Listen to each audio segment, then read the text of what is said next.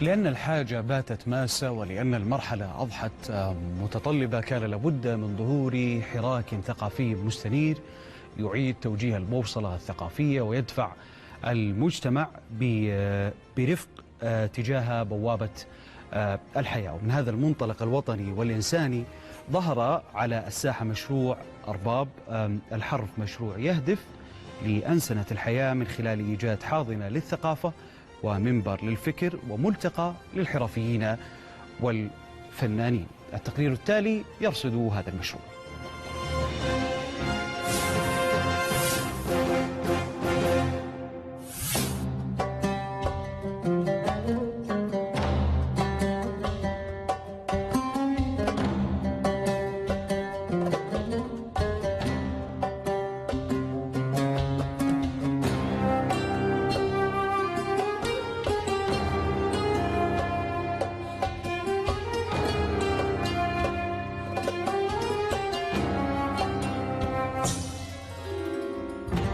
ليس متحفا وليست مكتبة وليس مجرد مقهى، ولكنه أرباب الحرف، حاضنة ثقافية تزينت برائحة الماضي بعد أن اختارت الفن والثقافة هوية لها. احنا كنا في الخارج نتبع للنادي السعودي، نواجه السعودية في الخارج، وكانت هناك ملتقيات ثقافية فنية بشكل أسبوعي تحت مظلة الملحقية الثقافية.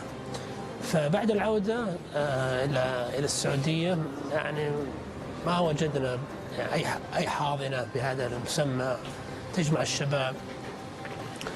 فهنا من هنا بدأت الفكرة أنه يكون مكان أو ملتقى يجمع الفنانين الحرفيين بشكل يومي. يطل أرباب الحرف على وقتنا الحاضر من نافذة الأمس، مرتديا زي المقاهي الثقافية القديمة التي بزغت في أربعينيات وخمسينيات القرن الماضي، وذلك من خلال المجالس الثقافية والأدبية والفنية الممتدة طيلة أيام الأسبوع، والتي تختلف في مضامينها وتتفق في اتجاهها. المكان هو مناخ جميل للشعر، للموسيقى، للفن بشكل عام. نحتاج كثيرا أن نبتعد عن المؤسسات الرسمية المؤطرة ببيروقراطية معينة، سواء كانت على مستوى الأنظمة أو على مستوى اختيار الضيوف اللي هم النخب. المقاهي الثقافية التي أخرجت الكثير من المبدعين على مستوى الوطن العربي، لما نتكلم عن العواصم العربية، نتكلم عن بغداد، نتكلم عن دمشق، نتكلم عن القاهرة، أخرجت الكثير من المفكرين لم يخرجوا من الصوالين الخاصة ولم يخرجوا من المؤسسات الرسمية، ولكن خرجوا من مقاهي الشارع. لدينا أكثر من مجلس في أرباب الحرف. نبدأ بمجلس صالون العقاد الثقافي، صالون خاص بالمواضيع الثقافية والاجتماعية بشكل عام. لدينا صالون زرياب الموسيقي يهتم بالموسيقى والفن. لدينا صالون الجواهري أيضا يهتم بالأدب والشعر والقصة. لدينا صالون ابن الهيثم يهتم بالتصوير الفوتوغرافي. وأخيرا مجلس الباتشينو السينمائي الذي يهتم بالسينما وصناعة الأفلام وورش العمل الخاصة بالسينما. أيا يكن الوقت الذي سترتاد فيه أرباب الحرف، سترى حراكا ثقافيا يتسم بالوعي يديره ثلة من شباب وشابات الوطن في محاولة جادة منهم للإسهام في إعادة توجيه البوصلة الثقافية من خلال بث فكر متزن يرفد الوطن ويسانده في تحقيق رؤيته.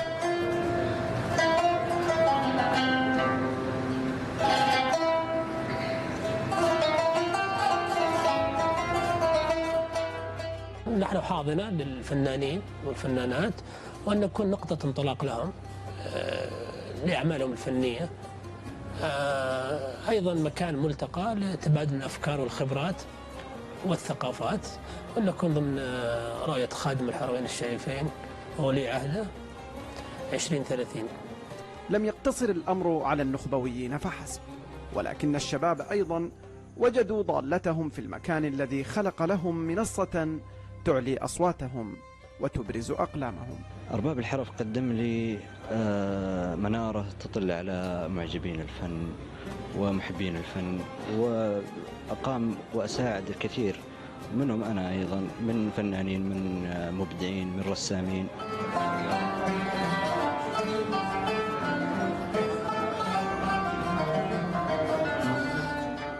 التاريخ لا يعود للوراء والزمن لا يستدير، لكن هذه الاحتمالات قد تتغير بعد زيارة واحدة لأرباب الحرف.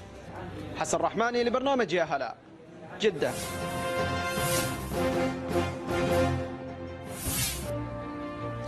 بعد الفاصل، سد الملك فهد ببيشة جدل لا ينتهي بين السكان والمسؤولين.